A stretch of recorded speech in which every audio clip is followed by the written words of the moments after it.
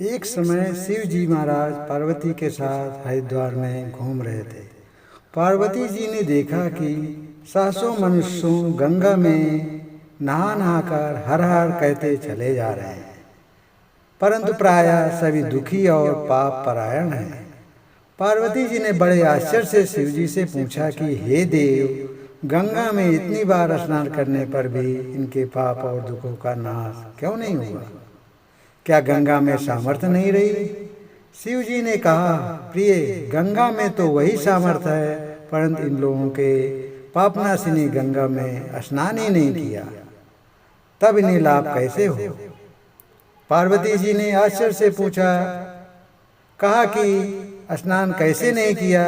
सभी तो नहा नहा कर आ रहे हैं, अभी तक इनके शरीर भी नहीं सूखे हैं। शिव जी ने कहा, ये केवल जल में डुबकी लगा कर आ रहे हैं, तुम्हें कल इसका रहस्य समझाऊंगा। दूसरे दिन बड़े जोर की बरसात होने लगी, गलियां कीचड़ से भर गई। एक चौड़े रास्ते में एक गहरा गड्ढा था, चारों ओर लपटीला कीचड़ भरा रहा था।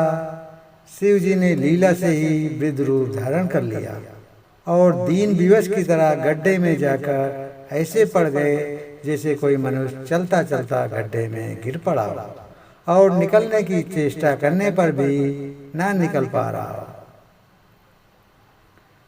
पार्वती जी को उन्होंने यह समझाकर गड्ढे के पास बैठा दिया कि देखो, तुम लोगों को सुना सुनाकर यूं पुकारती रहो कि मेरे वृद्ध पति अकस्मात गड्ढे में गिर पड़े हैं, कोई पुण्यात्मा इन्हें निकाल कर इन्हें प्राण बचाए और मुझ असहाय की सहायता करे। शिव जी ने यह और समझा दिया कि जब कोई गड्ढे में से मुझे निकालने को तैयार हो, तब इतना और कह देना कि भाई, मेरे पति सर्वथा निष्पाप हैं, इन्हें वही छुए जो स्वयं निष्पाप हो। यदि आप निष्पाप हैं तो इनके हाथ लगाइए, नहीं तो हाथ लगाते ही आप भस्म हो जाएंगे। पार्वती जी तथास्तु कहकर गड्ढे के किनारे बैठ गई और आने जाने वालों को सुना सुनाकर शिव जी की सिखाई हुई बात कहने लगी। गंगा में नहाकर लोगों के दल दल के आ रहे हैं। सुंदर युवती को यूं बैठी देखकर कईयों के मन में पाप आया। कई लोग लज्जा से डरे तो कईयों को कुछ धर्म का भय हुआ। कई कानून से डरे। कुछ लोगों ने तो पार्वती जी को यह भी सुना दिया कि मरने दे बुढ़े को, क्यों उसके लिए रोती है। आगे और कुछ दयालु सचरित पुरुष थे। उन्होंने करुणावश हो युवती के पद को निकालना चाहा, परंतु पार्वती के वचन सुनकर वे भी रुक गए। उन्होंने सोचा कि हम गंगा में नहाकर आए हैं तो क्या हुआ, पापी तो हैं ही, कहीं होम करते हाथ ना जल जाए। बूढ़े को निकालने जाकर इस स्त्री के खतरनाक हम स्वयं भस्म न हो जाएं। किसी का साहस नहीं हुआ। सैकड़ों आए, सैकड़ों ने पूछा और चले गए। संध्या हो चली। शिव जी ने कहा, पार्वती, देखा आया कोई गंगा में नहाने वाला? थोड़ी देर बाद एक जवान हाथ में लोटा ले हर हर करता हुआ निकला। पार्वती ने उसे भी वही बात कही। युवक का हृदय करुणा से भर आया। उसने शिव जी को निकालने की तैयारी की। पार्वती ने रोक कर कहा कि भाई, यदि तुम सर्वदा निष्पाप नहीं हो पाओगे तो मेरे पद को छूते ही जल जाओगे। उसने उसी समय बिना किसी संकोच के दृढ़ निश्चय के साथ पार्वती से कहा कि माता, मेरे निष्पाप होने में तुझे संदेह क्यों होता है?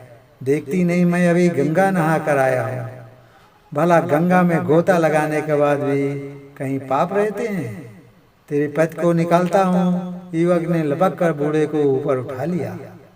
शिव पार्वती ने उसे अधिकारी समझकर अपना असली स्वरूप प्रकट कर उसे दर्शन देकर कृतज्ञ किया।